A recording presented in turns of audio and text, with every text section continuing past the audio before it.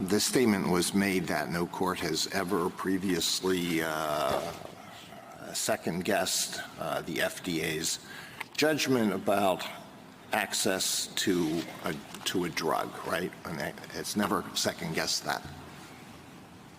That's correct. Do you think the FDA is infallible? No, Your Honor. We don't think that at all, and we don't think that question is really teed up in any way in this case.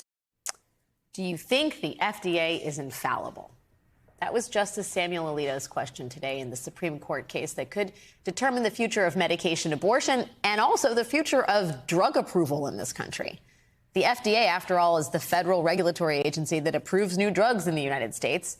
And this case calls into question whether the courts should believe the FDA when it says a drug is safe.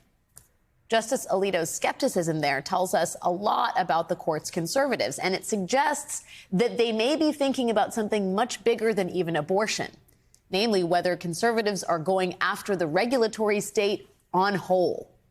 Right now, right-wing judicial activists have brought a series of cases that threaten to upend 40 years of Supreme Court precedent and hobble the federal government's basic ability to enforce laws.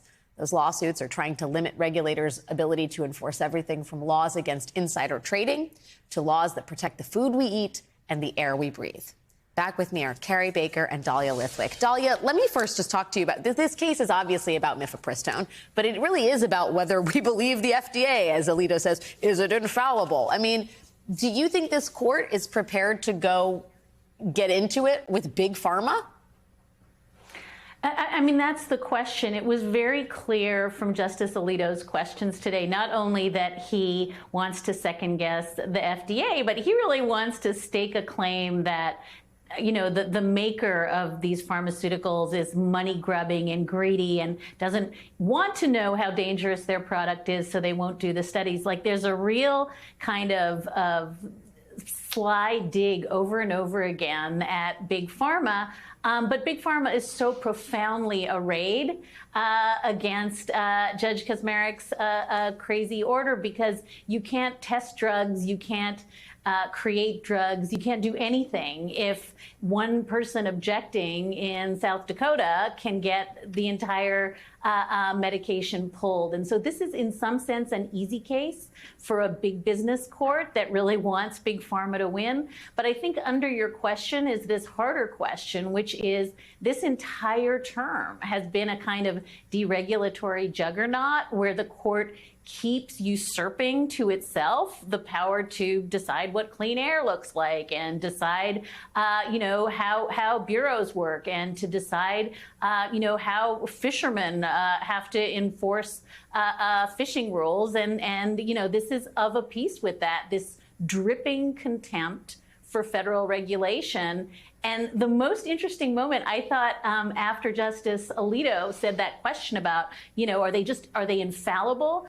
Justice Ketanji Brown Jackson came back very quickly with, are we best suited to make like deep dives on science and scientific regulation? Because this is the pattern that we see in this court. They're here to tell us what the Clean Water Act looks like now.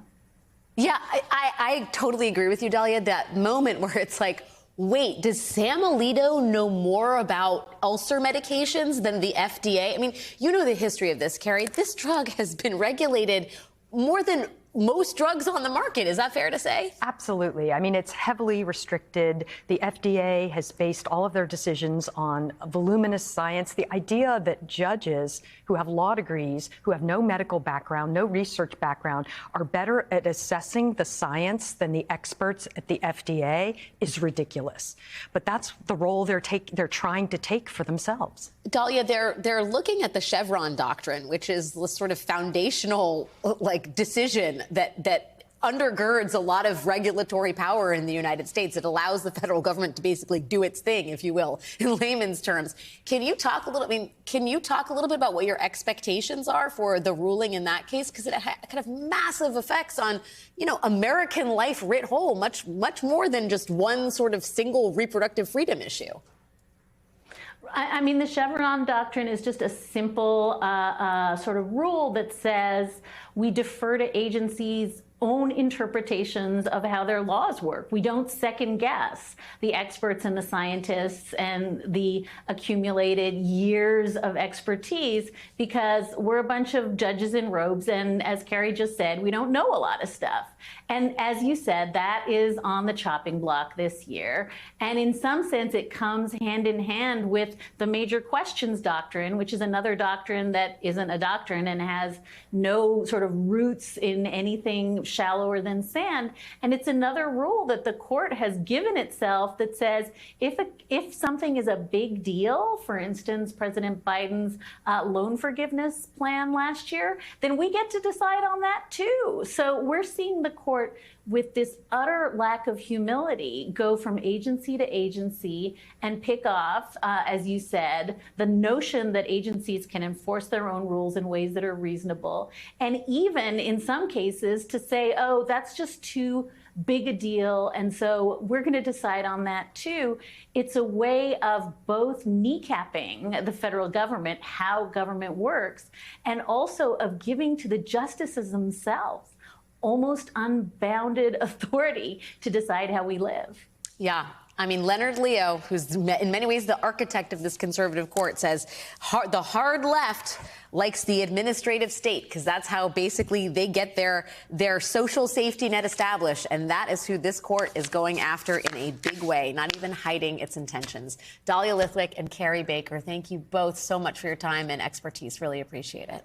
Hey everyone, MSNBC has a new and improved app. You'll get real-time alerts and analysis, live blogs, in-depth essays, video highlights, and the best 2024 election coverage. Download the new MSNBC app. Here's how to do it. You tap on the App Store on your phone. You hit search on the bottom right corner. You type in MSNBC. You click on the MSNBC app. You click on Get or the cloud icon and enjoy it.